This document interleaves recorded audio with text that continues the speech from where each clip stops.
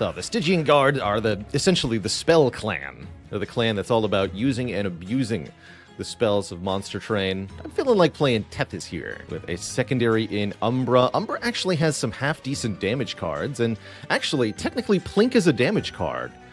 Very interesting. I see some potential here. Yeah, let's start with Plink. Plink does only 1 damage, but it does it twice, which means any spell power modification to Plink will be doubled.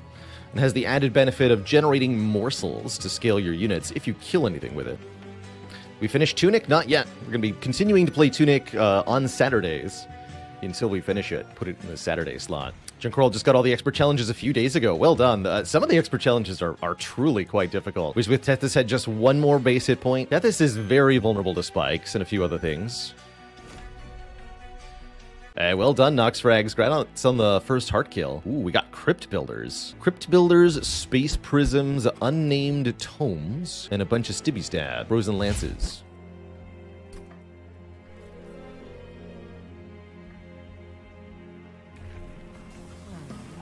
So we can either have the Conduit version of Tethys, who discounts damage spells, one of my favorite versions, and actually with 3-cost damage spells. We've got some pretty good reason to do that. We're fighting Seraph the Patient, and we conveniently started with the spell that counters Seraph the Patient specifically. The Unnamed Tome silences Seraph the Patient's stat scaling abilities. So that's very, very nice. Just kind of handed to us on a silver platter there. Frostbite version of Tethys used to be one of the best, back before the Last Divinity was a thing. The ultimate way to kill bosses, essentially. Still is a very, very good boss killer. The idea is you put this version of Tethys behind something tanky, like a Titan Sentry. I think that's what they're called.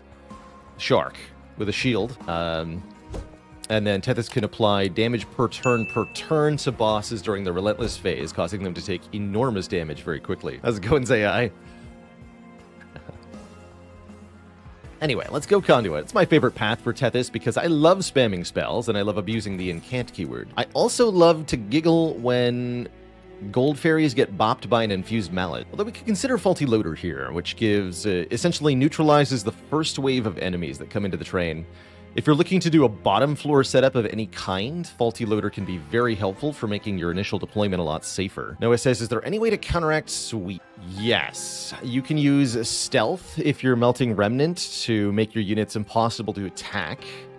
If you're Stygian, you can sap the enemy's attack strength down to 0, and then they can't attack. Other than that, you really have to kill them before they hit you. Quick works too. Yeah, kill them before you hit with is quick. Use a spell. And then there's various ways to survive, right? You can scale your max HP on your units, you can heal them afterwards, you can apply damage shield, although notably none of that will save you from being Ember Drain sweeped in the later rings, because those guys are huge jerks. But stealth will prevent that. So stealth would be my first recommendation. Does silence stop sweep? No. But I do believe it stops the Ember Drain part of the Ember Drain sweepers, but it won't stop them from killing Tethys. Oh, and of course, dazed. Dazed to stop sweep. They can't attack you if they're dazed. So for Stygian, you can daze them, which means you've got answers on several clans here, right? If you're Remnant, you have Stealth. If you're Stygian, you have Dazed, and Wormkin also have Dazed. And almost every run's going to have one of those, unless you're playing like Umbra / Hellhorned, in which case my recommendation is hit them with Quick before they can hit you. I don't think I'm going to be doing... Although I do like bottom floor setups for murdering things with spells. No, I'll take the Infused Mallet. It's got a 1 in 4 chance to bop incoming units. I'm going to take the money too. 1 in 4 chance to bop incoming units for 5 damage, which doesn't sound like a whole lot, but kills most of the weaker enemies in the game in 1 hit. Backline enemies like healers that don't get a boost from shards anyway, as well as the gold fairies. And it's useful all the way to the end of the game because Seraph, all forms of Seraph, summon a 3 health minion each turn.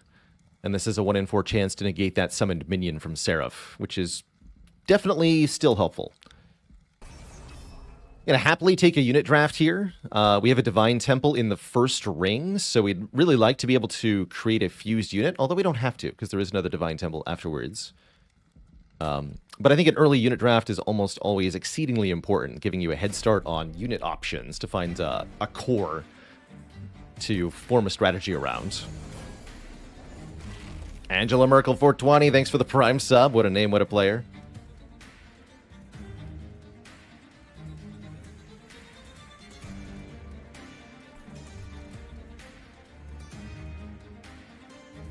Well, now I definitely want to go on the bottom, right? Because then we can just play the offering, the Crypt Builder, and donkify.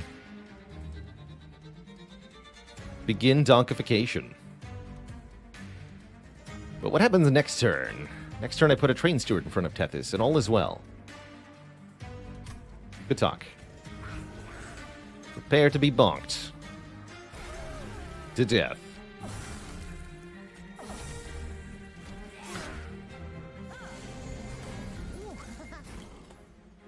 Hey. You're supposed to do the thing.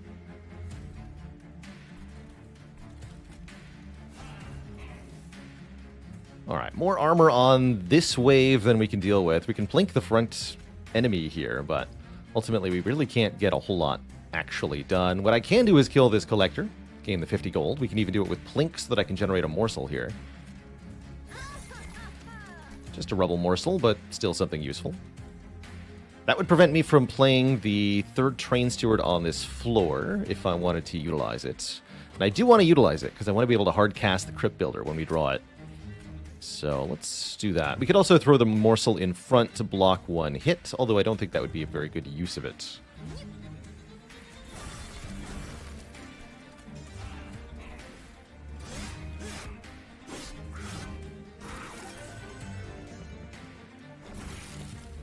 And there's that Crypt Builder that I wanted to be able to play. Good.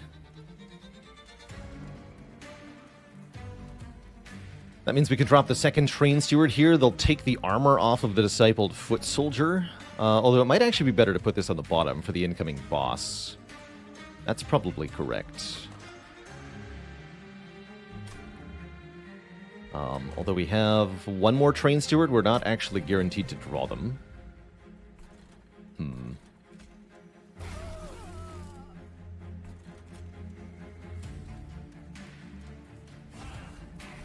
Can't play the plinks here. Frozen Lance will kill this guy, though. Exactly 6 damage. Well, that's not great. The boss is more or less destroying us.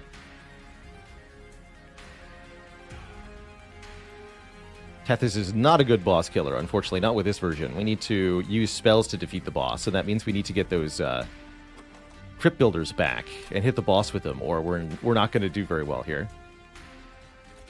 We are going to do this. And we should probably put another Steward here, just so that they can bonk the boss for a little bit more damage. Could try playing them up top. I don't think that's going to get anything done, though. Can Plink kill anything? No. There's nothing to silence here, either. Doesn't shut off this guy's healing ability. It's not an activated... silence will only deactivate effects that are indicated by a purple bubble on the unit's display. Guess we go here and blink. Yeah, take that. -2 armor. Suck it. And I don't want to draw this again. Okay. Worst comes to worst, I think the Pyre will defeat this boss in one-on-one combat, but it's going to hurt. This is the only boss where that's really true. Oh, good. We got the Crypt Builders on separate turns. If we can draw the other one next turn, this will actually work. I like that puts him behind the Priest, which does turn off the healing, but does actually mean that a bunch of damage is tanked. That's funny.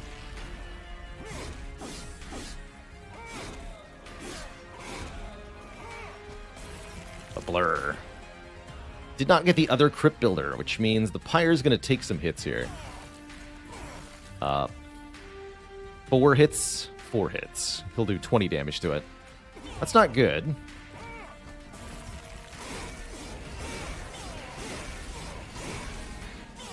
I think drawing the Crypt Builder would have saved us 15 of that health. That's okay. We can take a third Crypt Builder, or we can take an Offering token, which can potentially allow us to play the other two Crypt Builders for free. They have the Offering keyword, meaning if discarded, they're instead played. Really cool effect. This is actually how I think Sneaky Strike should work in Slay the Spire, is that you get to play it for free by discarding it. I don't know why that's not a thing in that game. Helical Crystallis is also pretty good. Very high base damage. And the discount from Tethys is really meaningful here. Let's take a token, though. And Tumbra Assault's a damaging spell. You can create uncommon or rare morsels. Note you can kill your own units, including your own morsels, with this card to create more morsels. And that can be quite useful. Especially if you're playing Melting Remnant, where that's a double good thing, right? You kill your own unit, which is great, and you make morsels, which is great. Although, for Remnant, you'd prefer to use the Sacrifice version, the one that just directly kills one of your own units. I don't really feel like we need a third Space Prism. 2 is definitely plenty. That means we can actually have a really bulky line of units with 2 additional capacity here. I'll grab an Tumbra Assault. Guard of the Unnamed, still unmastered here, I note. Crucible Collector can be a really good front line for a boss-killing unit.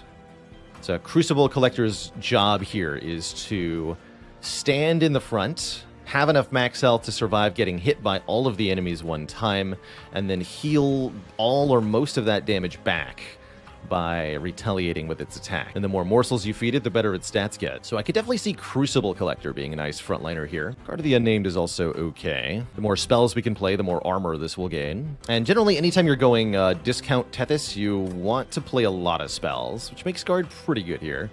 I think we'll, since it's unmastered, I think we should prefer Guard over Collector here. Let's take a Guard of the Unnamed. Don't really like the Isusila fight very much. I find the use case pretty low on that thing. Gorge is related to morsels, right? That's right. Gorge activates whenever a morsel is eaten. One of the first things I always do in my Monster Train run, I look at rings 2 and 3 here. You're looking for a Merchant of Steel early. If there's no Merchant of Steel on ring 3, like there is here, then you must, well, maybe not must, but you really ought to go to the Merchant of Steel first here on ring 2. Plenty of Merchants of Magic later in the run, but getting a unit with upgrades early is pretty essential to winning boss combats. As you just saw, without any tanky units, the boss of the combat, boss of the ring, rather, will absolutely destroy all of our units, including Tethys. We cannot tolerate this. So we need to either improve our spells dramatically so that the spells can reliably kill the boss, or we need to make a unit that can tank the boss long enough to win. Ideally both. But we can't get a lot of card removes, which is required to make the spells reliable. Not yet, anyway. So let's start here with the Merchant of Steel. My recommended order, look at the Merchant of Steel, observe the upgrades available. Largestone would have been very good with Crucible Collector. Although I like Runestone into the tank here quite a lot. Just do Runestone Heartstone if the job is to stay alive in front. But what else do we have here? We have Cold Kalia or Nameless Siren. Gain Rage on Incant. Oh, but what if I made a really big, really angry Siren? Oh, or we could make a really big Sweeper. But I'm thinking about Nameless Siren here. 2 Rage on Incant is 4 attack power per spell played on their floor. And we could infuse the essence of the Guard of the Unnamed if we want, or we could actually just put her behind the Guard of the Unnamed, because we have capacity for everybody, and keep them as separate units. And that would actually master the Guard of the Unnamed. Interesting.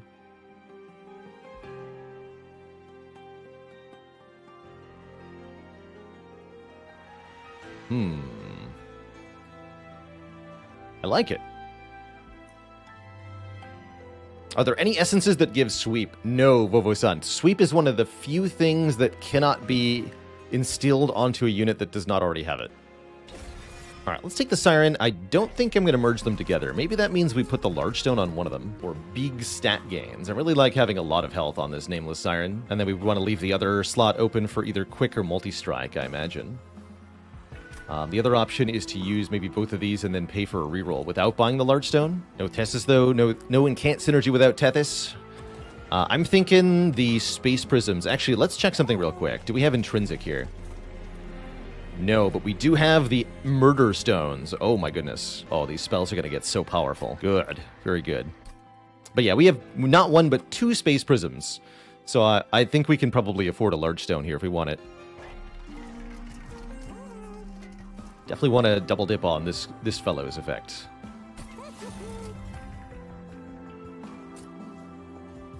Of course, every unit of capacity we take up means less morsels we can theoretically feed to our own units, which is a little iffy. Could also go for double runestone on the guard of the unnamed. I like the higher base health, just so he's less vulnerable on the first turn. So and the question is, do we large stone or do we reroll here? I think Nameless Siren does need a survivability up of some kind. 10 HP is not enough. I think I'm just going to take the efficiency of using this upgrade now. Let's do it. We've got room. Let's do it. Of course, if we don't draw the Space Prism on turn 1 or turn 2, we could have a bit of an issue. But that, as they say, is a problem for future Baalor. Do I make 260 piercing Crypt Builder here? That's my question. That's a really good spell to make copies of later, huh? Let's do it. Let's double dip on the one Crypt Builder here. The Super Crypt Builder. And for now, I'm going to keep my units separate. We might pick up other units later to infuse. But I'm thinking we might just duplicate this card. How's it going, Wet Lotus? Bit more well-rested today. Only a bit, though. Definitely not at 100%. Feeling like 65? That's what I got in me, 65%. Anything else we want to do on this ring? I could pay for one card remove. No matter what, I'm actually not going to a shop next ring, so we might as well pay for a purge right now. Let's lose one Train Steward, make our early game a bit easier here. Exactly, that's closer to 100 than 0. Exactly.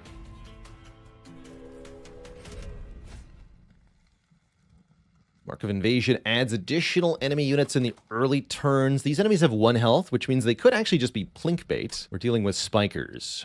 I'll take the challenge. Choo-choo. Oh yeah, also there's a 1 in 4 chance each of them gets hit by a hammer, which has been underperforming this run. What the heck? Only one of these things got hit? Come on. Don't be like that. Top floor setup seems ideal now. That's more turns to proc our incant effects to stack up stats for the boss. And it means we can pick off all these units headed up top. So let's just go top floor here. Don't overcomplicate it. What a big boy.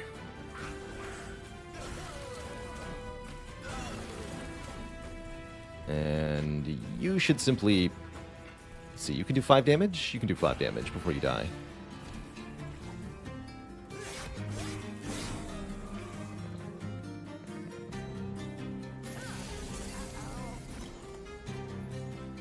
Space Prism saves the day.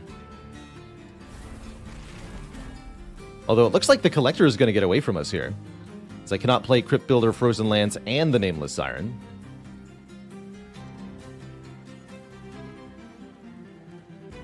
So we only get 4 kills here. There's also the Hammer here, but if I play the Hammer, I can't play the Siren. Am I ever frustrated with the problems that past Baalor leaves me with? No, mostly future me is grateful for the decisions past me has made to put me in a really advantageous position overall. Sometimes he does leave obstacles in my path, that past Baalor person, but mostly that's a clear road he's paved. Pretty happy. Yeah, just 1 shy. All right, take your 50 gold then. I think we got 75 gold for the challenge, so we're still up 25 gold, is the way I see it. What I don't see is this going all that well. What do we got here? Plink! Plink, you're here to save the day. Easy double snipe. Got him. Magma Morsel will actually die to the spikes of the Disciple Protector. So we want to feed the Rubble Morsel instead. Although you won't die to spikes if the enemy dies first. Yeah, so you can play. you can play. And you can go on the bottom to be killed mercilessly.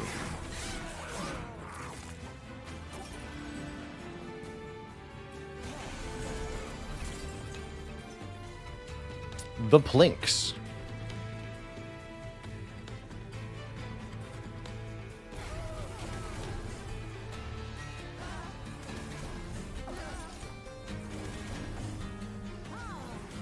Play one of these down here. Try to hit that Conduit Retaliator in the back. Nope, just the boss twice.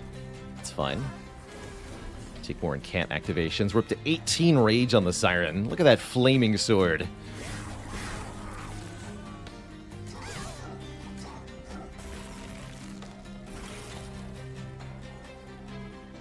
Might as well play this up top for the incant. There's no reason to play it here. There we go. Lifesteal, sure. I'll play this up top as well, again, for incant activations.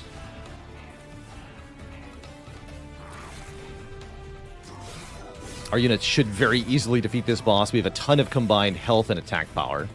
So the boss should die really easily, and that's before we draw ridiculously powerful spells. Note that that spell would have one-shot the boss if there wasn't a unit in front of him.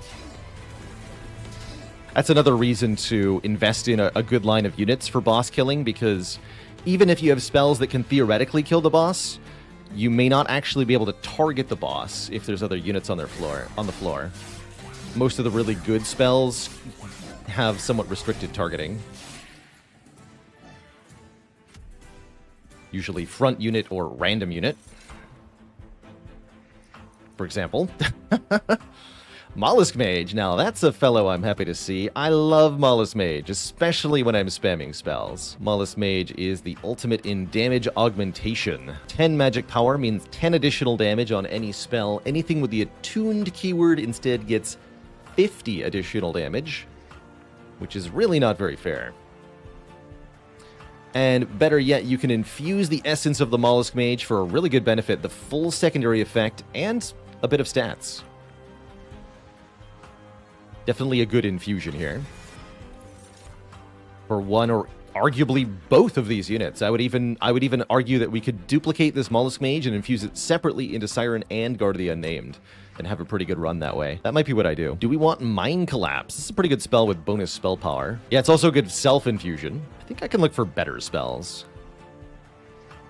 I would like, what's it called? Excavation Eruption? That's the spell I want for refunding energy, not Mind Collapse. Making of a Morsel is an okay card, but we're not going to have that much space for units here. That said, Artifact and 20 Pyre Health is pretty good. We would like to look at as many artifacts as possible in order to maximize our chance of finding the Bounding Seal. No, I haven't played that particular game, Watsiwu. Though I have played quite a few different tower defense games. I'm trying to figure out when we're going to next go to a Merchant of Steel. Probably never, from the looks of it. Maybe this one. Although I bet we can get by without multi-strike on the Siren or any other upgrades on the Siren for a very long time. So, looking at here, what's the next Hellvent opportunity? A long ways away, but we don't necessarily need to dupe anything. I do love the idea of duping this Crypt Builder, but I also love the idea of getting more artifacts, and I really like the idea of getting a bit more Pyre Health. Dang. Tough choices. This is our only Divine Temple for a while, so duping a unit is not really going to happen. We're going to infuse this Mollusk Mage into probably the Guard over the Siren, and that's going to be our core strat for a while. Duping the Hammer gets us quite a few more shards. Gives us a really good reason to do Holdover Offering Token, though. Yeah, never Merchant of Steel. So it goes. This is a genuinely tough choice. Yeah, we're not getting any other heals either. Copying a shard card gives more shards. Yes, when you duplicate a card that has a shard cost, either a unit that's got an infusion of some kind or a spell card with upgrades, you gain additional shards equal to half the shard cost of the original, rounded up to the nearest 5. So duping a unit that's infused is a 25 shard cost. When you duplicate that unit, you pay 12 and a half additional shards, which gets rounded up to 15 shards for duping an infused unit normally. So this Crypt Builder has a 10 shard upgrade and a 15 shard upgrade. So it's a 25 shard card. This will also be 15 shards to duplicate. That said, it's an absurdly powerful card, so probably worth the price. It was 25 to make it in the first place, right? 15 for another one? Deal. discount. So we can dupe it right before fell. And I'd know if I got holdover first. Okay, I'm going to go for the 20 health in the artifact here, rather than this early card duplication. I don't want to spike our shards that much. We're already going quite high on shards. If we infuse a unit here, we'll be at 60 as it is. We don't need to go to 75, although we could probably handle it. Oh, Vapor Funnel. Punish things for slipping by. That's pretty good. More Cuttlebeard. We're not doing Frostbite, so let's take the Vapor Funnel. This makes the Pyre a little bit weaker, but essentially gives Quick to the Pyre. Oh, man. Why duplicate it when I could just recreate it? All right. Sure. Let's make another one.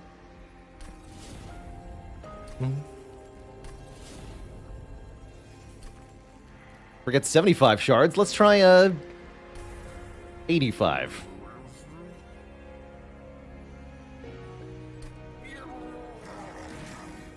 That is plus 25 instead of plus 15. That's right.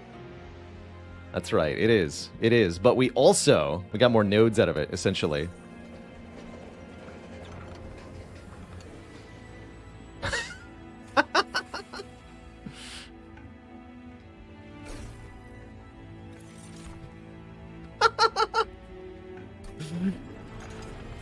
Now that doesn't cost any shards.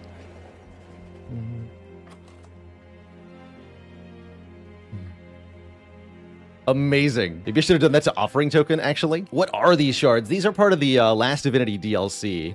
Shards are you can call them a greed mechanic, almost. You're offered nodes that give you powerful upgrades, or powerful options like fusing units together, that will also give you shards at the same time. And what the shards actually do is make all of the enemies stronger. With no upper limit. You can go above 100 shards, you can go to 500 shards, and they will be 500 shards stronger, and holy crap, that's terrifying when they are. Now let's bop some nerds. I feel really bad for this boss. Truly, truly bad for what's about to happen.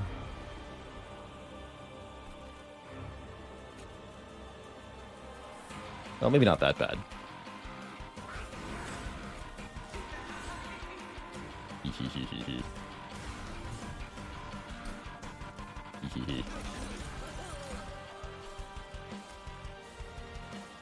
Maybe you should have done that before I summon unit. That's okay though. Your bombs have 9 health. So Daedalus definitely has more health than usual. And the bombs that Daedalus summons also have more health than usual because of our high shard count here. Here, just kill this. I don't want to draw it again. Get exploded on, you little morsel nerd.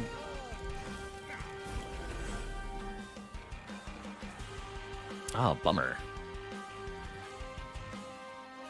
Didn't draw the capacity we needed here. And the Crypt Builder has to hit the bomb, so we cannot hit Daedalus with this Crypt Builder this turn. Can't plink the bomb because we don't have the space for the Guard of the Unnamed, as we did not draw our Space Prism, which we're actually a lot less likely to draw now that we have 7 Crypt Builders with 2 upgrades.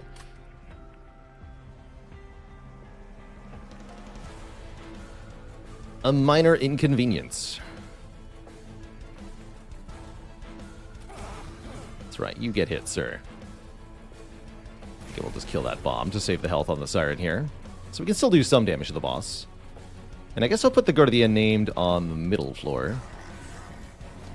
I'm kind of splitting the party here, but I think it'll be okay.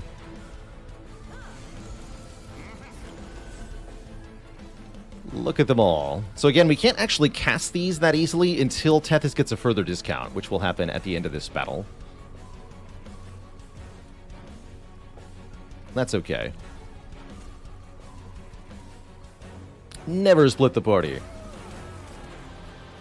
Except when it's extremely profitable.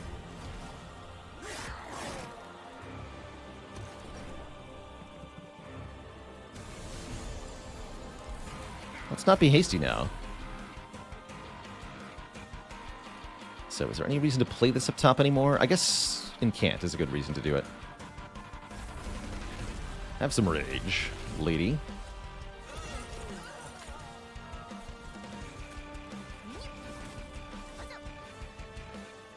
play both spells there. We cannot play a spell here now because we played Link on the bottom.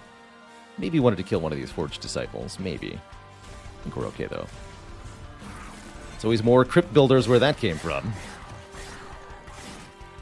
Courtyard of the Unnamed. Getting dunked on.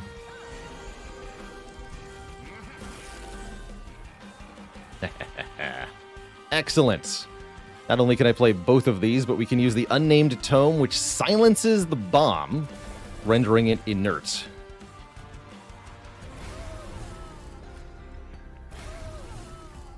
Get dunked on.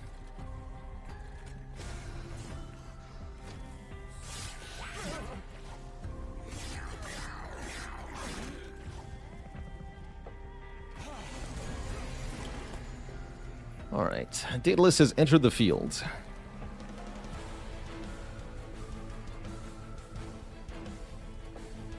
So you've got damage shields. Had damage shields. Perfect. Have a friend.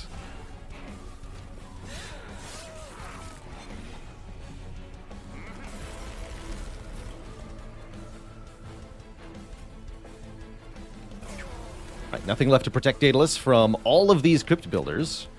Although, again, we can only play one of them. Which actually means we could be in a bit of a tricky situation. Daedalus hits pretty hard. I think the Siren has just enough damage output to solve this for us, but it's only actually just winning. Maybe not even winning without, not winning without drawing one of the Crypt builders. However, once we play one or better yet two of these things, bonk, bonk. Well, he definitely suffers a bit. Let's just say that.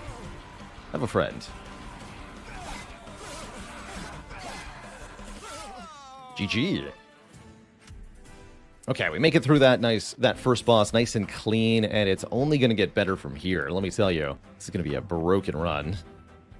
As long as we don't accidentally throw it to something. Do we want any of these rare Umbra cards? Kindle's kind of nice to double our energy. I do like Kindle. Trying to think of what we could do with an X cost, with like a ton of energy that might be really powerful. Oh, there's that 30x to the front enemy unit thing. Yeah, let's take a Kindle here. Between Shroud Mitosis and Shroud Spike, I'd say usually I prefer Shroud Mitosis. Shroud Spike is really breakable, though. If you can play this for 10 or 20 energy, it's really crazy.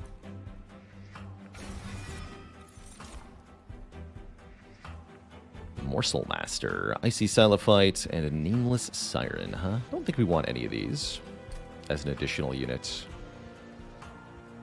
Again, our shard count is high enough as it is. And we certainly want to upgrade our card draw. We're going to be upgrading the discount on Tethys when we reach the next node, which means these will each be 1 cost. We can play up to 3 Crypt Builders per turn on Tethys' floor. Let's add our draw then. And then when we reach ring 7, we can make all of the Crypt Builders effectively free on Tethys' floor. Chad has also correctly noted that we want card removals in order to make the deck more refined. Visiting unstable vortexes, preferentially, is definitely going to be where it's at.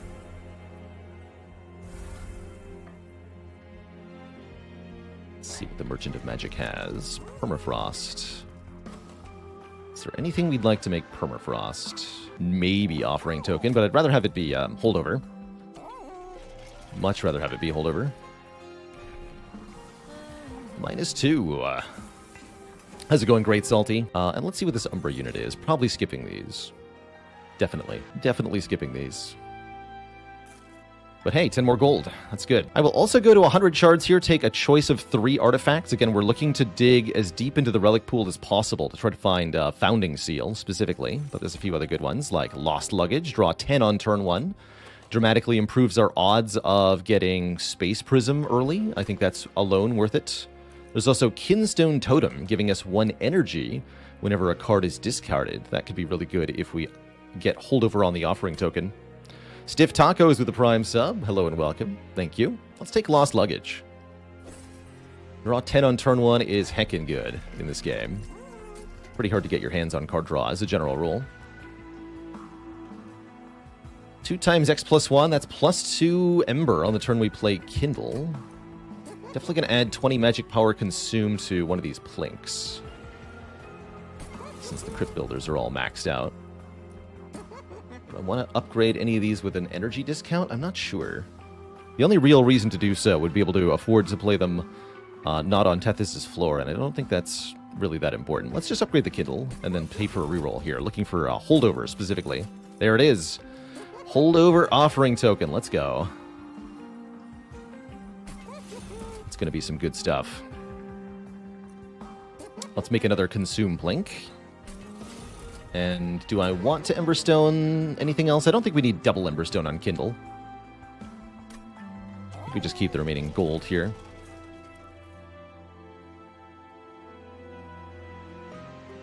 No, Vovasant, the whole Kindle doesn't get a bonus from Tethys because Tethys' effect explicitly mentions damage spells. The spell has to do damage to get a discount. Let's just go to the next ring here. 100 shards, ring 4. That is really very spooky, usually. Usually. This is free with Vapor Funnel, by the way.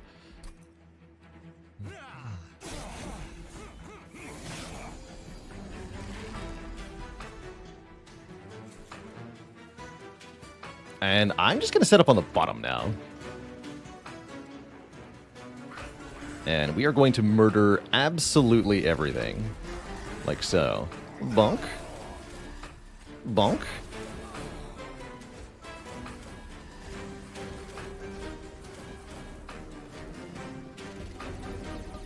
Boop.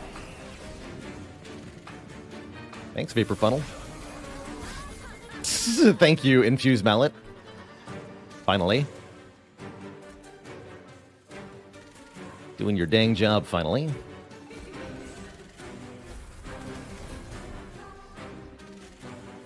$310 damage to the front enemy unit. Oh.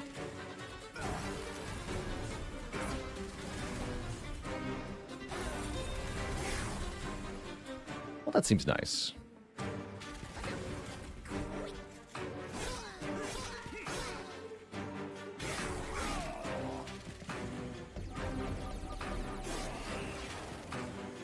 Is this game harder than Slay the Spire? I like to call it mechanically more complex than Slay the Spire, but easier decision-making wise than Spire.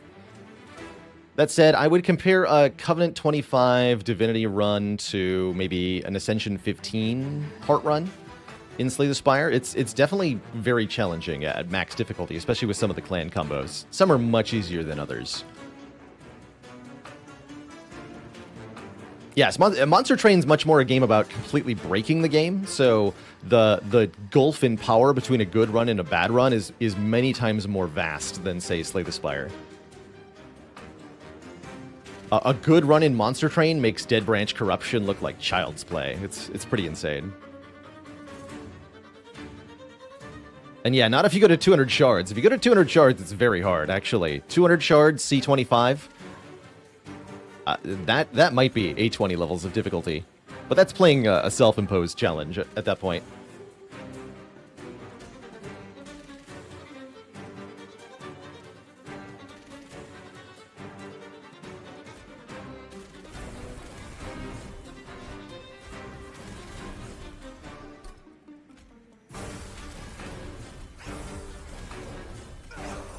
Hey, good jump, Link. Got him.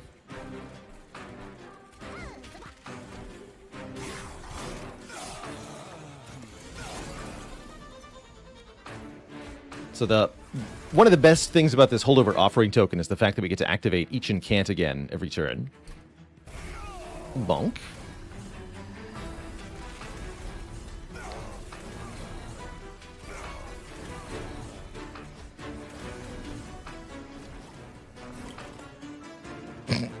Okay, I'll just play some of these. Don't mind if I do, actually.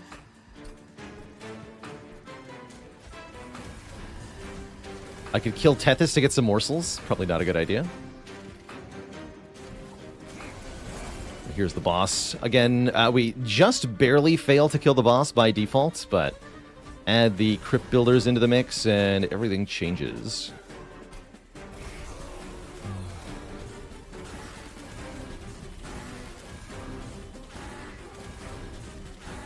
5 spikes on this boss, thanks to the high shard count. Again, not how much this boss has normally. It's like 2 or 3.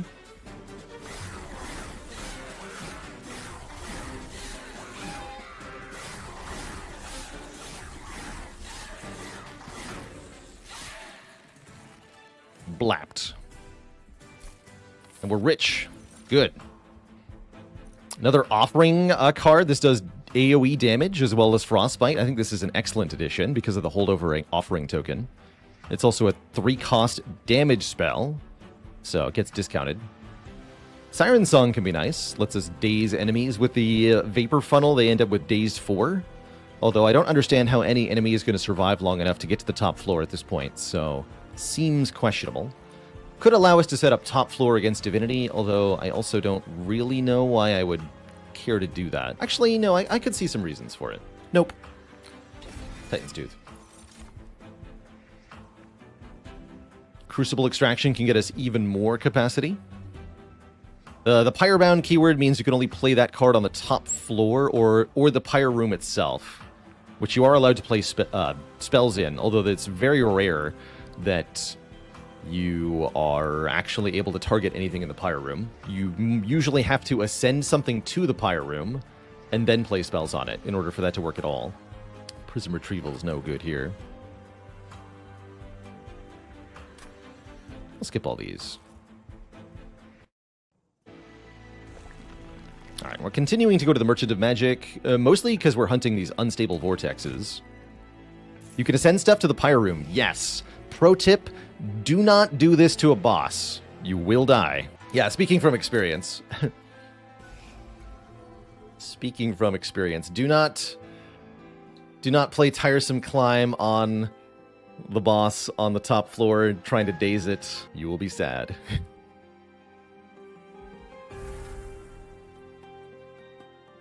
Okay, we could start losing plinks here if we wanted to. We got rid of all the stinky train stewards. Hey, glad to hear it, GlimDP. This is a game that, for me, took a little while to warm up to. It can be a little bit visually jarring and mechanically overwhelming, but there's a lot to love in Monster Train. And the soundtrack. The soundtrack's what keeps me coming back. Hype for some Fel music in a second. Or, well, more than a second, I guess. Double stack, Frostbite 20, meh. What would I like here, actually? Is there anything that's particularly good about the Merchant of Magic at this point? Seems like we've maxed out the spell upgrades that are all that meaningful. Maybe that's a sign we should be going to a Merchant of Steel. Although there's not a lot there for us either. We're doing a Helvet next floor. What am I duping? Am I doing a Hellvent? There's nothing really to dupe. Guess we could go Concealed Caverns Merchant of Steel. But again, we do want the artifacts. We could dupe the Offering Token. That's probably one of the most reasonable ones to dupe. We're definitely going to purge the remaining plinks pretty aggressively. Let's add a bit more spell power to these existing ones. Even the Ember Stones aren't useful. That's what's really getting me. Normally I always have good things to do with the Merchant of Magic, but that's not the case here.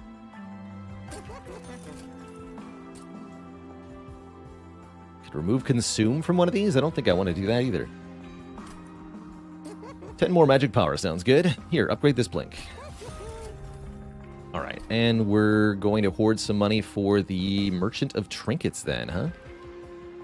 Could pay for another remove or two. I think I'll buy one more remove. But then I'm going to hoard money for that Merchant of Trinkets. So that we can afford some of the good stuff. The really good stuff. We're going to go here. Okay. Onwards. More artifacts? Sure. Normally, Heaven's Seal is a very dangerous trial.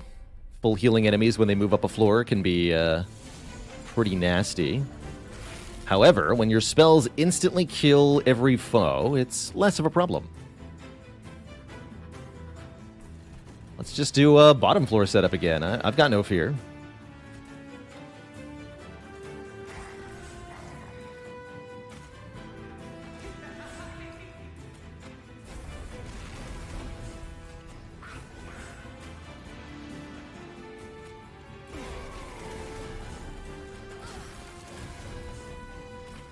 Probably should have... Well, I guess we could have plinked, but we wouldn't have had anywhere to put the morsel, so whatever.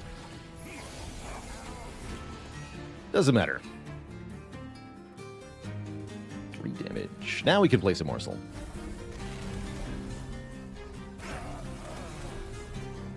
Did.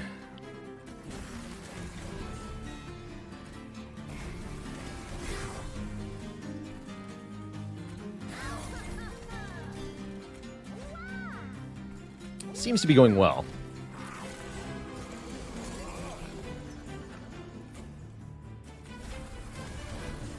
Boop. Bop. Blur.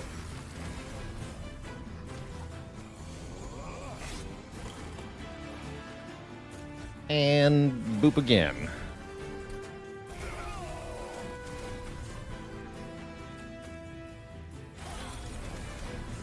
Yeah, this is going pretty well.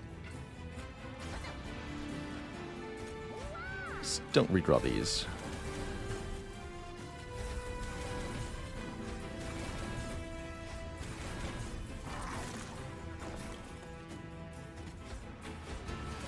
Even with no targets, we want to keep playing these cards to give stats to our units.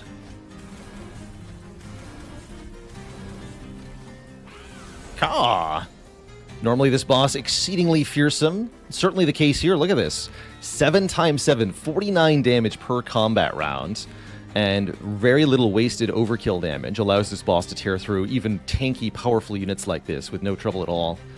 But what the boss can't do is survive 900 damage to the face. So, get wrecked.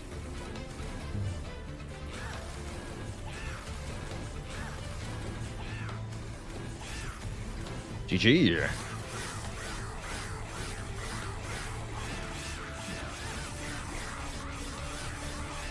The more shards you have, the more multi-attack this boss gets, so it can even go higher than this with more shards than 100. Improved Firebox. 7 Ember on turn 1 to go with our 10 cards. That's got some utility to it. Finally, another half-decent spell here. Ice Storm definitely slaps pretty hard. I would not mind an Ice Storm. Mad Goji with 21 months. The traitor number. It feels like it should be prime, but isn't. Because 7 is weird. Guardian Stone's actually not terrible either, as we could then apply armor to the whole floor on Incant. And we can fuse that immediately, too, actually, with our Nameless Siren. You know what? That's kind of cool. Sure. Take Guardian Stone. Is an Ice Storm just a better plink? It's pretty good. Add 30 spell power to Ice Storm, and it hits like a truck. I don't think I care for any of these.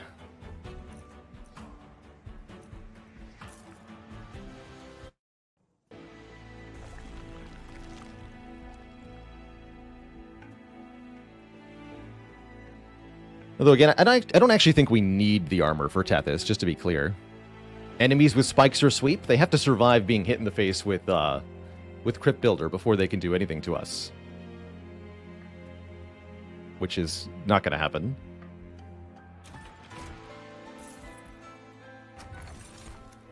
Oh my goodness. Okay, well now I have something to do with the Merchant of Magic. Because we have a free upgrade slot on all of these Crypt Builders. Isn't 3 also weird? 3 is a perfectly cromulent number. There's Intrinsic. Could put Intrinsic on the offering token. -2 cost doesn't do a whole lot here. And we could break Kindle, but... And do we want both of the offering tokens to be Intrinsic? Good Intrinsic Space Prism, that could help avoid problem here. So far, we've drawn the Space Prism turn 1 every fight, and I think as we shrink the deck, it's going to be more and more likely, but there's nothing guaranteeing it if we don't take Intrinsic. Let's take the guarantee. That does sound kind of nice. I think we still dupe the offering token, though. Siren loses 5 attack power for this. I don't think I care. Yeah, like avoiding problem. Especially with this many shards, you really don't want the battle plan to go awry. Because it can go really wrong really quickly. For example, we're unable to play all our units, and then Tethys dies, and then I can't play any of the spells. And then we have a real problem. Although duped holdover offering token means we can, in fact, play the spells on any floor we want. We missed it in one fight, but that was before we got the lost luggage.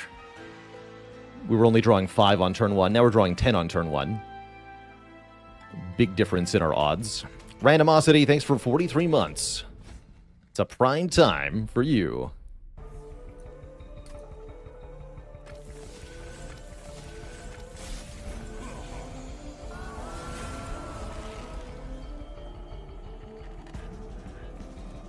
Again, I see no reason, although actually a really good reason to intrinsic the Space Prism is because now with 10 cards, we're often drawing both of the units on turn 1, which is not guaranteed to happen, but is happening a lot.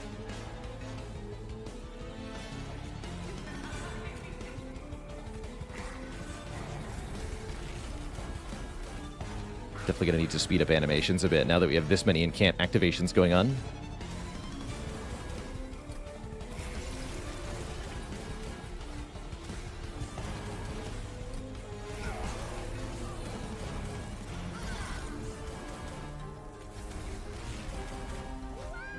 I have 8 Ember. Make it 18, I guess. Yeah, we're definitely lacking another X cost card here. Wonder if we'll see any. Would not mind one.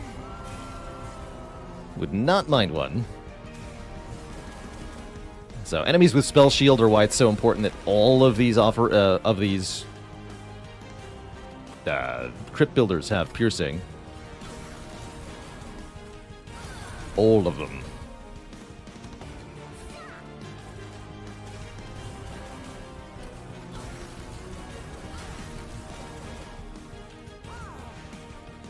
Get her.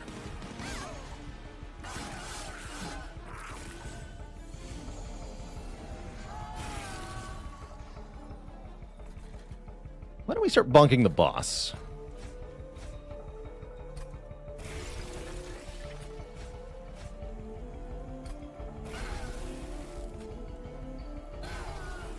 Take that.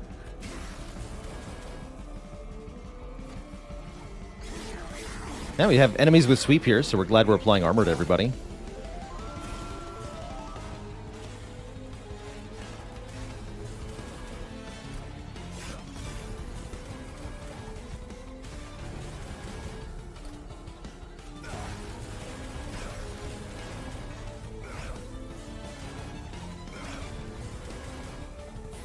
Wow, you live on 1 hit point, sir. Well done. I could play the unnamed tome here, I guess. Let's do that. Perish.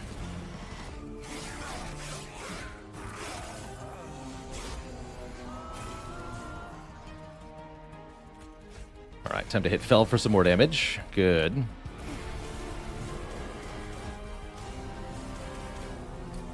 Bonk. Bonk.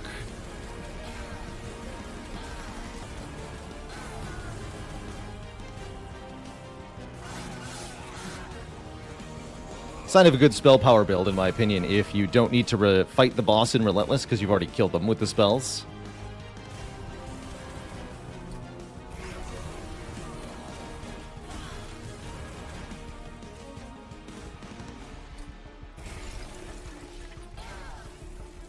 Of course, any deck that gets an early dupe 5, especially on a card so powerful, is going to be pretty crazy. There we go. Technically, this is not the Relentless phase yet, but Fell is dead nonetheless. GG. Boop. Strong. Very strong. Ice Empire deals 90 damage to the front enemy unit. Another attuned card. So again, I don't think we need. I think we just want to keep the deck nice and slim. Keep drawing these devastatingly powerful Crypt Builders. Yeah, some spell weakness would go a long way here. Keep adding our card draw? Probably. Since I made the Space Prism intrinsic, we don't need to consider +1 capacity. It doesn't feel like we need additional Ember. Let's just take more draw here. Yeah, that Dupe 5 event is really elusive, Duff Punch Strong. I too have found that it really doesn't want to offer itself to me when I need it most. Alright, we're basically trying to force, like I said, Founding Seal here. We can look at 6 trinkets at the Merchant of Trinkets. We can look at, well, artifacts, rather. We can look at 3 of them here, and we can look at another 6 at this Merchant of Trinkets. So we get to look at 15 artifacts, trying to find Founding Seal here. I think our odds are pretty good that we see it. Start losing these Frozen Lances. Let's do the Divine Horde first. Sure. Light's Gift dazes anything that gets to the top floor. Could make going on the top a bit more appealing. Token of a Traitor. Playing a spell deals 2 damage to a random enemy unit on that floor. Very little impact here. Doesn't even break Spell Shield, because it's not technically spell damage, but it does break Damage Shield. I think I'll take Light's Gift.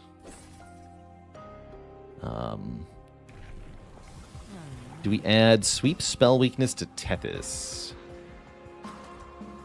That would be very good for boss killing specifically. Especially the Last Divinity. Especially the Last Divinity. I don't need the -3 cost, because we can Offering Token the Crypt Builders and hardcast a few. Sure, let's go Cross Path here. The handheld totem. Summon a second unit to gain 3 Ember. No, we reroll here. These aren't the ones we're looking for. Chance to apply Dazed on the bottom. So we can apply Dazed on the Pyre Room, on the top floor, and on the bottom. Ultimately, none of these are what we're looking for, I don't think. So, probably just save the cash, so we can buy better stuff for the next trinket. The Last Divinity only clears damaging status effects, Andy the Brave, which means only Frostbite and Reap get purged.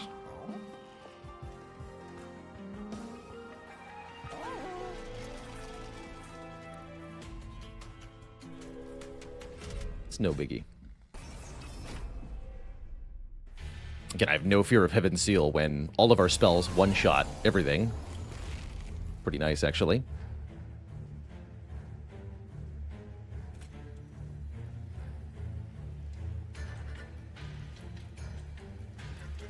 Still gonna go bottom floor here. It's gonna result in a higher score, if nothing else.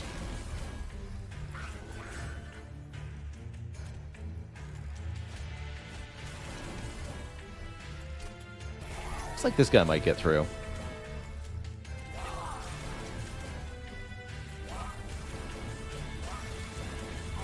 Yeah, just barely.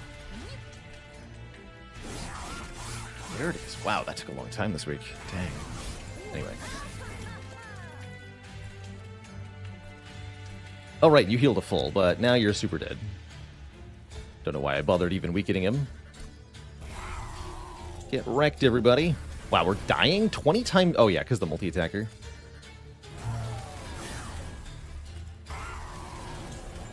Bonk.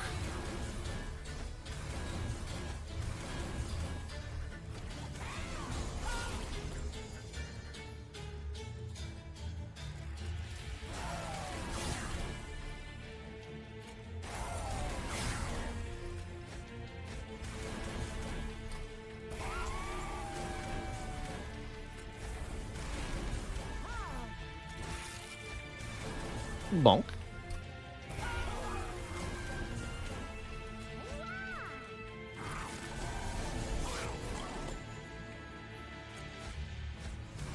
So beautiful.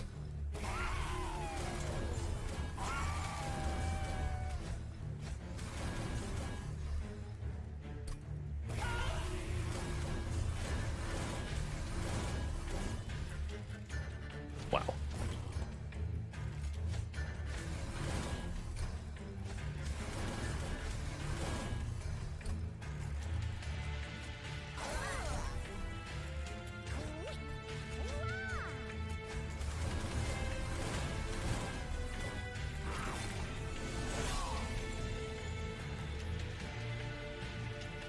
Alright, this fellow's, once again, not losing just to our units on their own merit. And again, partially because he's so heckin' powerful here. 21 by 2. Get out of here. Get thee gone.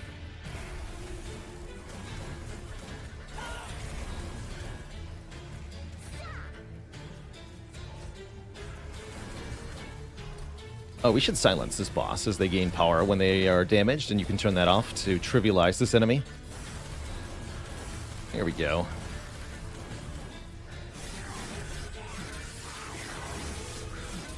Even had they killed our battle line, they would have a lot of spell weakness stacked on them.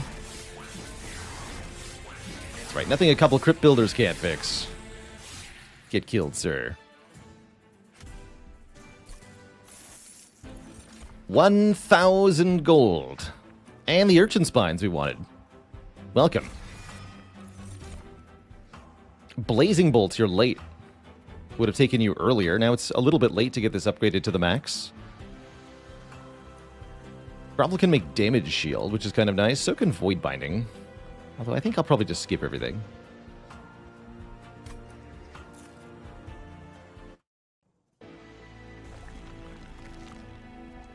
And we're going Merchant of Steel Hellvent. Question mark. Yes, we're going to Hellvent the Urchin Spines rather than upgrading the Urchin Spines more. Question mark again. Yes.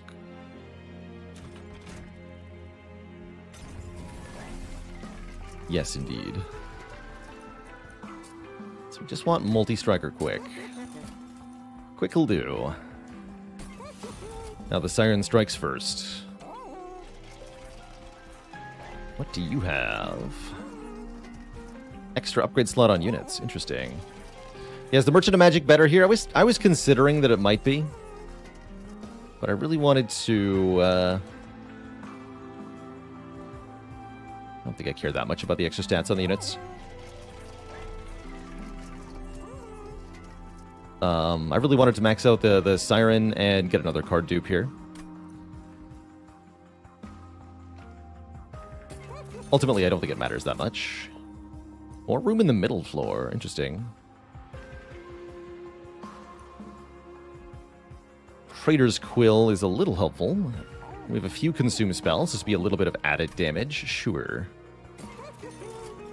So, going over the shards one last time here. Pact shards are acquired at the same time as powerful boons. They're part as the Last Divinity DLC. So, for example, here we can gain 100 gold as the upside, with the downside of being gain 10 shards.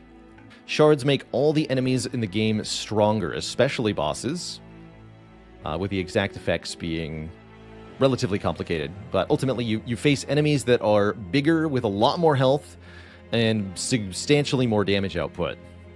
Bosses gain more stats, more raw combat stats, sometimes more multi-strike, and more stacks of their special effect. For example, the stealth boss gets more stealth the more shards you have.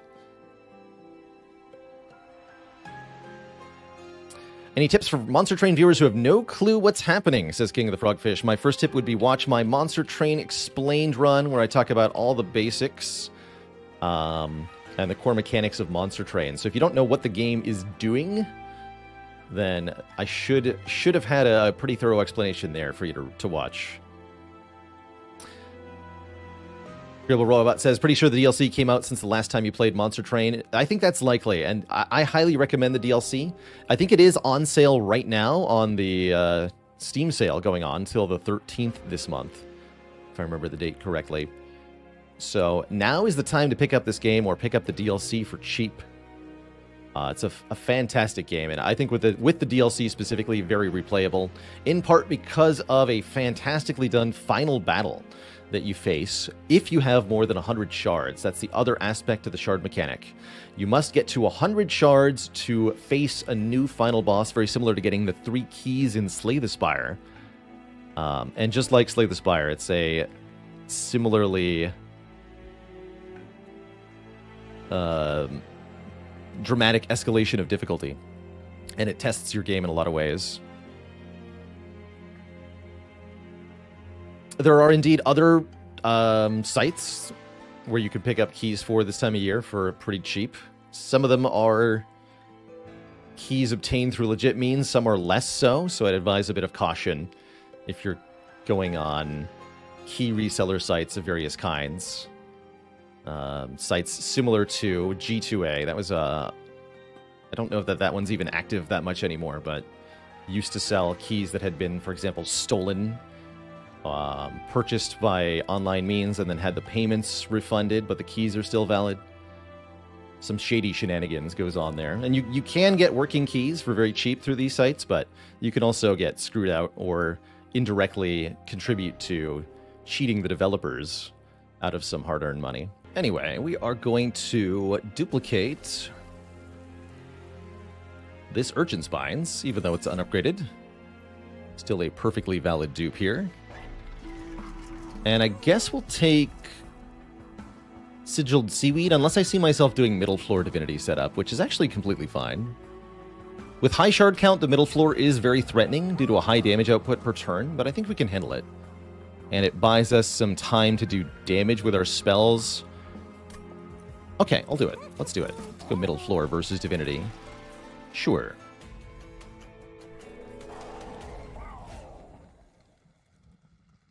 $60% off on GOG. GOG I can highly recommend as a store. If something's on a deep discount there, it's a great place to get it. You can get it DRM free, usually, through GOG. Assuming they're still holding to that policy.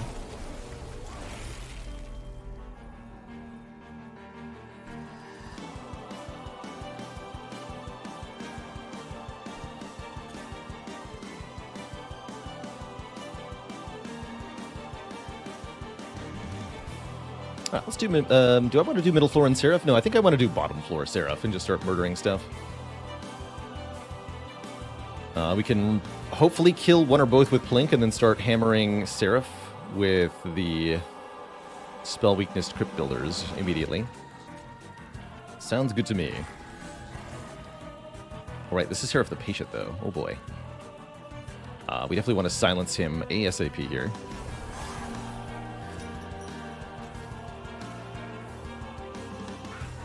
That's a lot of damage, my friend. But guess what? So do I. Bonk. Bonk.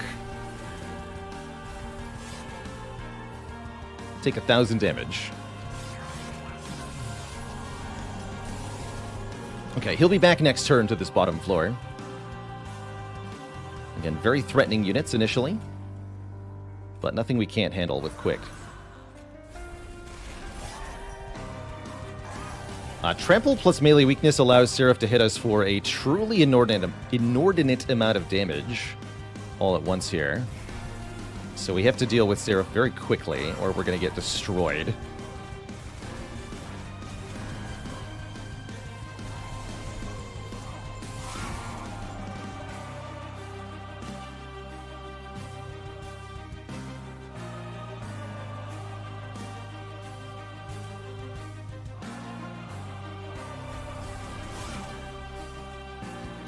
And again, we want a Urchin Spines Crypt Builder Seraph here. Note that both of our front units are getting killed. The front unit takes triple combat damage, so Seraph is dealing 36 times 3, which is going to... Because this Seraph with this many shards has Trample, any overkill damage goes to the next unit in line. So he can kill 2 or even all 3 of our units with one swing here, which is not good. But that is where we're at.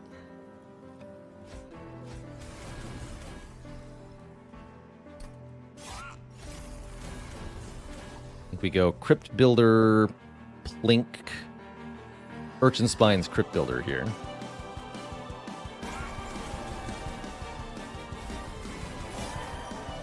Fair enough.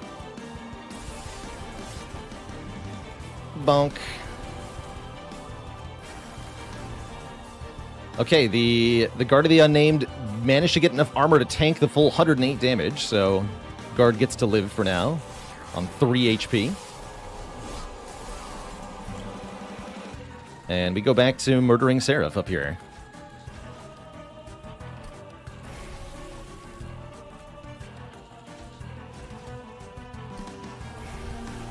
Doesn't really matter if our units die, for we are all powerful. Here, you tank a hit, please.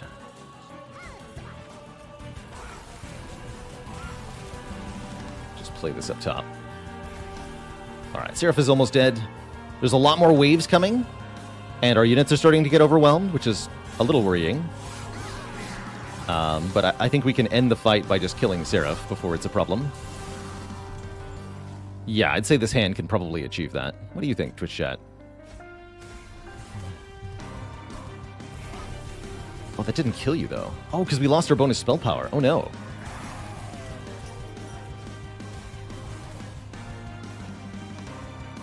Still enough damage. Bonk. All right, Seraph is down. We get a ton of points for that. And we get to go on to the true final battle, the last divinity. Either in victory or defeat, the divinity's endless destruction rages on. Giant Crystal Man has the special property that he is so big, you have to fight all of his body parts individually. This boss is on all 3 floors simultaneously, with each floor having a different special combat ability. He's big. Top floor, very dangerously, has Sweep. Hits all your units at the same time. Middle floor has Multi-Strike and the highest damage output. Bottom floor has Trample, so that Overkill gets to apply. Least threatening to us is the Trample floor, but I think we go middle floor here in order to, A, take advantage of a bit more space for morsels, and B, buy us 1 turn to snipe enemies before they reach our battle line.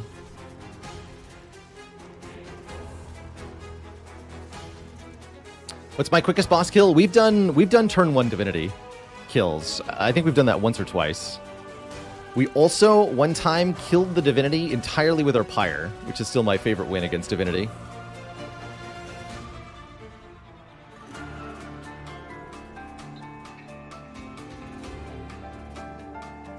How could you possibly do that? Let me just take a quick look at the logbook here. It's easier to show than it is to tell. Which one is it here? Golden Vault. As long as you have 25 gold, lose 25 gold when you take pyre damage in combat instead of taking damage. So, this plus 5,000 gold. That's how.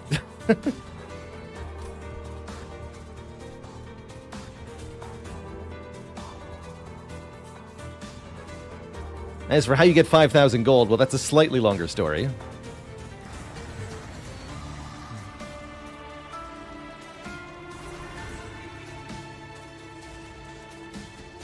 Yeah, literally pay to win. True. Very true. Alright, begin the stacking. Ooh, maybe I want to hardcast that on the bottom, actually. That sounds good. Got the energy for it.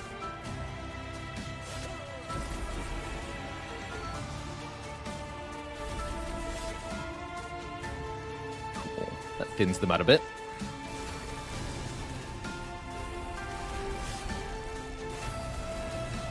More enemies we can kill before they reach the middle floor, the more crypt builders we can play on Divinity on the middle floor.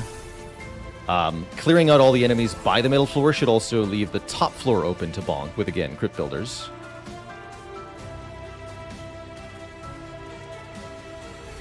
These enemies get bonus attack power, but we get more armor, so I think it works in our favor here.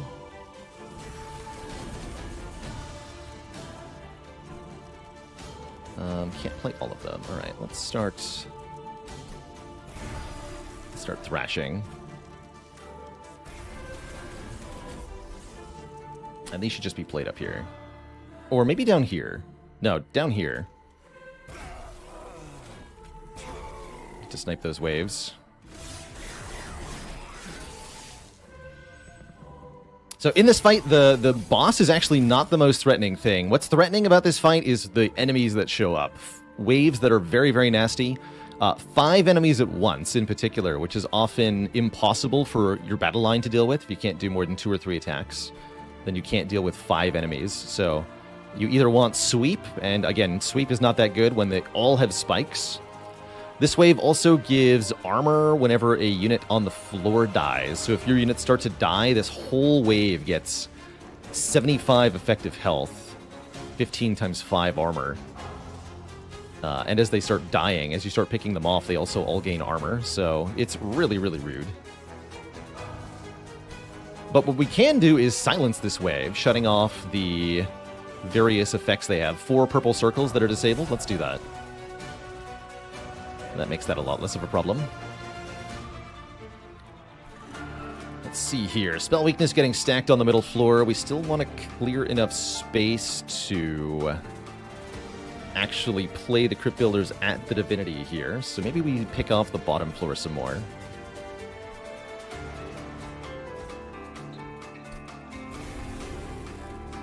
Although we're losing the incants if I do this.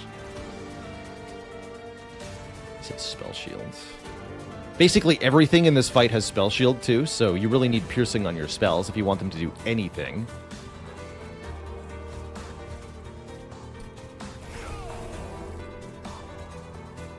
Let's do it this way.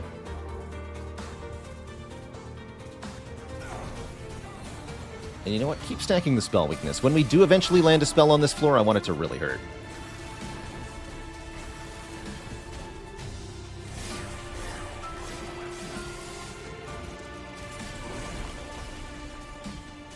Also unique to this way, or to this fight, are mini-bosses, we call them. This Discipled Inquisitor, who's the first boss we fought in this run, he hit her pyre 4 times. Well, he's back with better combat stats and more health. Unlike a regular boss, even though these enemies have 600 plus health, they do not have Relentless. So they will move up 1 floor every turn until they reach the pyre. You have to be able to do 600 damage and kill this thing before that happens, or else. Or else.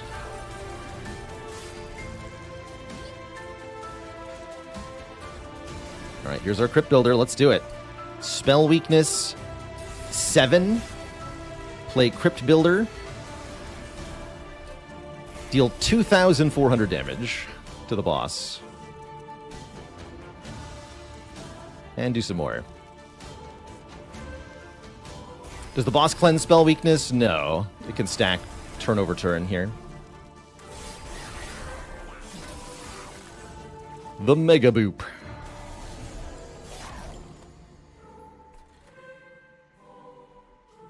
This won't be enough with the Frozen Lances, huh? We more or less have to use a Crypt Builder here. And then a Crypt Builder on the Inquisitor will be just fine. Yeah, it's not quite enough, right? Not with the 20 armor.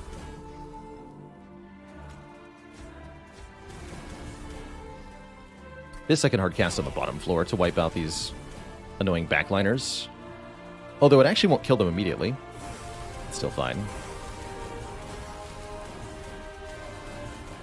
I don't want to cast it here because then it would waste this spell weakness. So notably, this mini-boss is not dead, although he does have 1 spell weakness.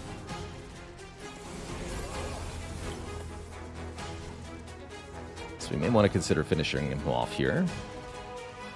And redraw on the Titan's Tooth. That's going to eat the spell weakness, but might be the correct play here.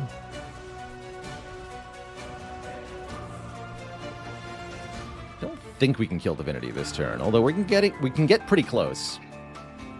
We can get pretty close.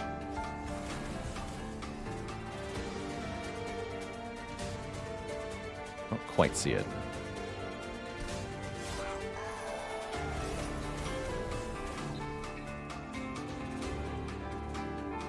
Do this for the free up top here. 1,000 damage to you, sir. I actually can't play all of the Crypt Builders. That's unusual.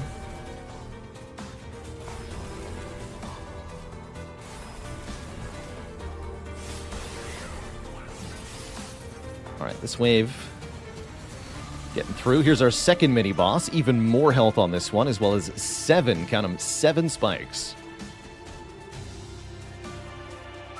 We're going to want to put an end to this pretty quick here, or else stuff is going to start to reach the pyre soon. Kind of struggling to kill everything. There are so many units in this game, in this wave. I'm just going to focus on what's in front of me here. Kill some stuff.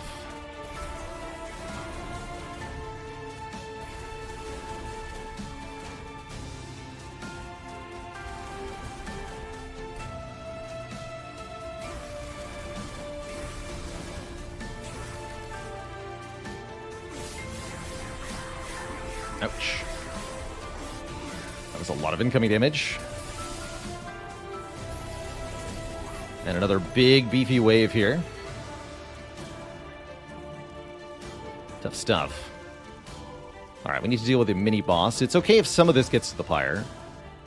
Pyre has plenty of health and first strike, so it's okay. In fact, the Pyre should wipe the floor with everything here. It exactly kills this unit in one hit. We will take 10 damage from this enemy perishing, though. Slight inconvenience. A minor hit to our score. Really nothing else, though.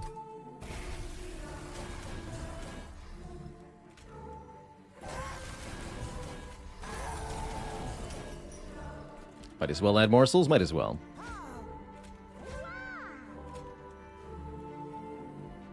Let's see, do I want a Crypt Builder on the top or bottom? Not on the top, probably on the bottom. Although, no, we want a Crypt Builder in the middle here if we can. It doesn't look like we're going to.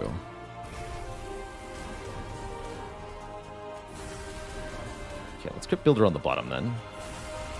Take one unit off that wave. We could kill this enemy, but it really doesn't matter that much. Let's do this. So we do take 10. We weren't able to perfect this fight. Sure looks like we're going to win, though.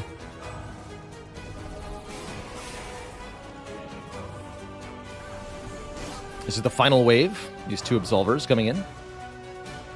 Again, unfortunately, Titan's Tooth does not actually kill them.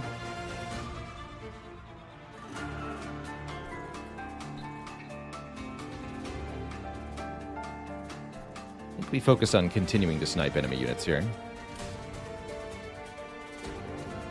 At least this front one, for sure.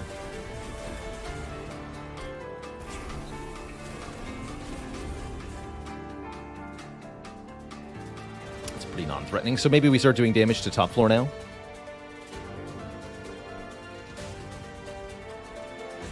I can cast 2 Crypt Builders.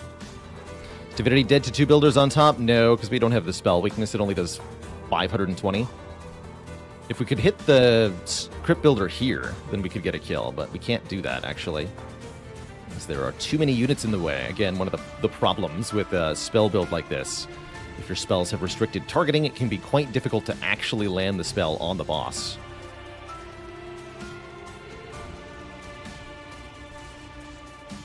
But that's okay.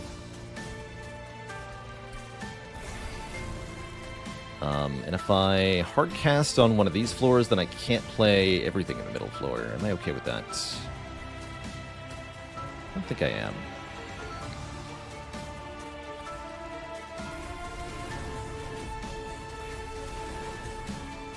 I'm gonna not play Titan's Tooth because I don't want to, again, waste the spell weakness like we did before. But I think we're okay. The boss now enters the Relentless phase here.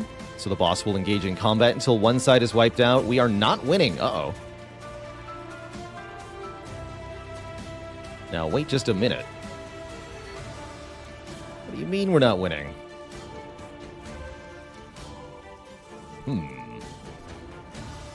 Indeed.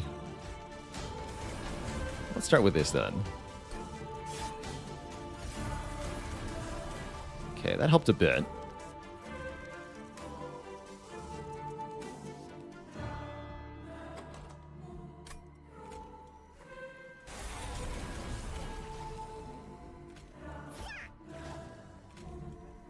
Damage shield helps a bit. Minus 589.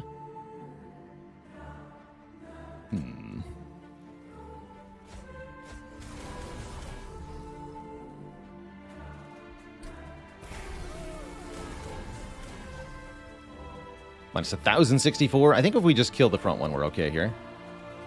And then I can play both of these. Could also hard cast it up top, which would definitely win the fight. I think this is still fine, though.